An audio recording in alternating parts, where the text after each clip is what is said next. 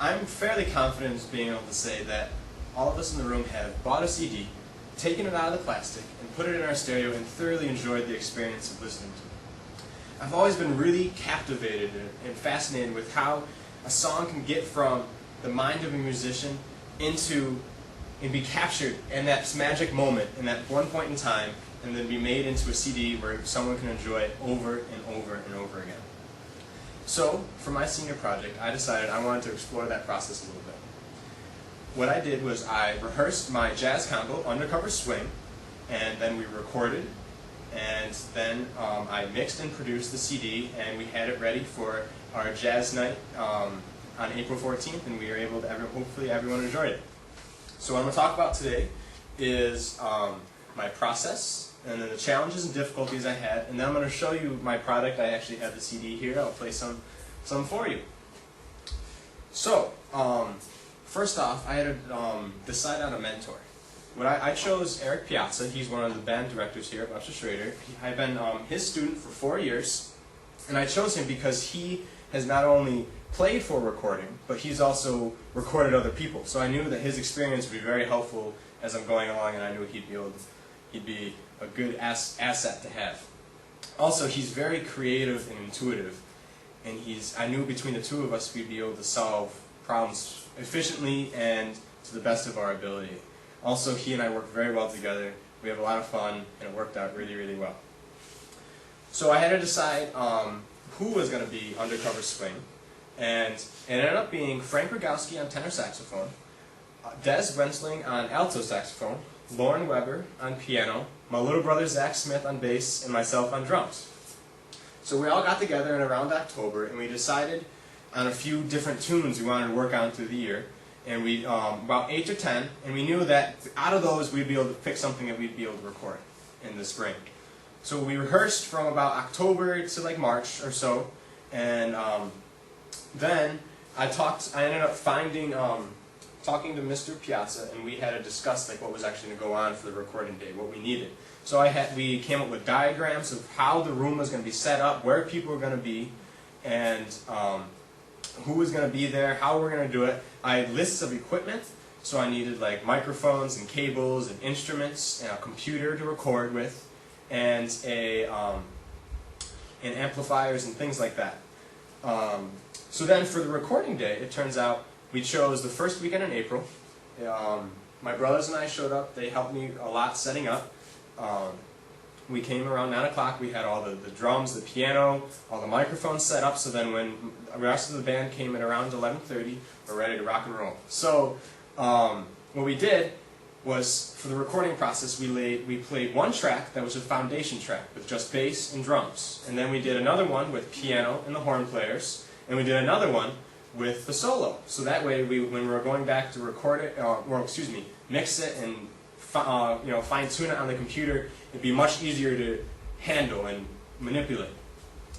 And then, what Mr. Piazza and I did, he showed me this program called Audacity. It's a tool that allows you to edit and maneuver some of the tracks. And what he has used it many times before, and he showed me some techniques to allow me to clean up the music. So that way, for example, one of the ways was when you play into the microphone, sometimes it overloads the microphone, and and it gets really distorted. However, this program, what it can do is it allows you to trim it down and clean it up, so it's much more of a clean recording. So, some of the struggles that I had and the difficulties. The first was I didn't realize how athletic Undercover Swing was. It turns out we had to contend with sports schedules and work schedules and a lot of other things trying to find time to rehearse. But it worked out that we were able to play after our jazz ensemble rehearsals on Mondays and on weekends and a few different days after school and things. So it worked out really well. Also, Mr. Piazza and I had discussed on where we wanted to record. Back in October, we brainstormed a little bit. We thought maybe the band room, or maybe even my house, or even a professional recording studio. However, we settled on the AVTV studio here at Webster Schrader. to Mr. DeWitt's gracious generosity. He worked out great because it had the perfect setup for us. It had 2 rooms separated by a wall and a big window so we still could still see through. And that way, in one room was like a booth, a drum booth is what we called it. And the drums could stay in there, and the microphones. And that way, the drums would not bleed into the other microphones of the other players, and therefore contaminate the recording.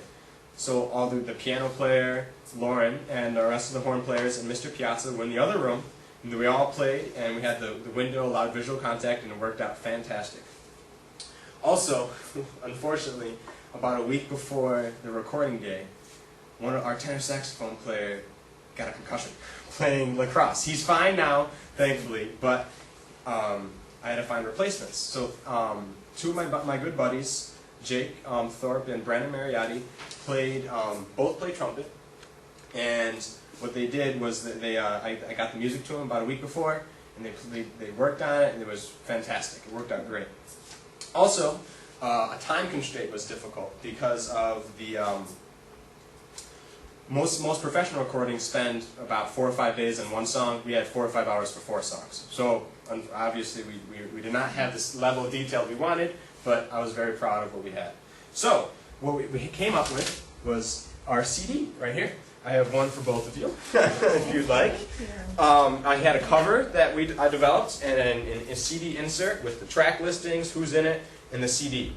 So what I have here is a picture slideshow of the recording day, and I'll play for you one of the songs recorded called All Blues, and it was made famous by Miles Davis.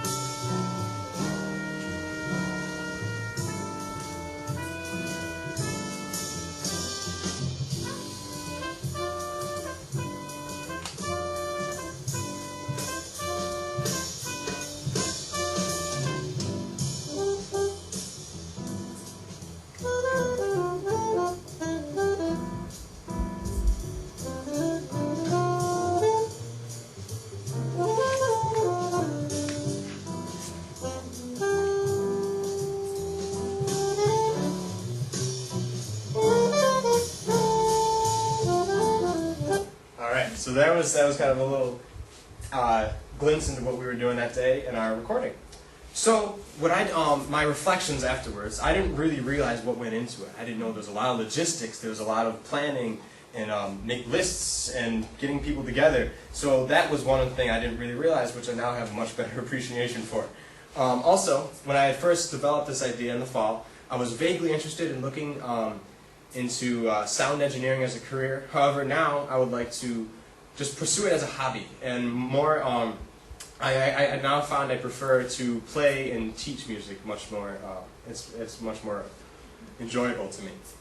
Also, I hope that our Undercover Swing can use this to continue as a basis, and I know a lot of them are juniors, and next year they'll be able to keep our aspiring jazz program growing. So, in conclusion, the project was a little nerve-wracking with the concussions and rehearsal space and where we were going to record and things, but I thoroughly enjoyed working on this project. I'm also really proud of what we had. This came out much better than I thought it was going to be. I had no idea going in. And also, I now know that I have a much better appreciation for what I hear in the radio.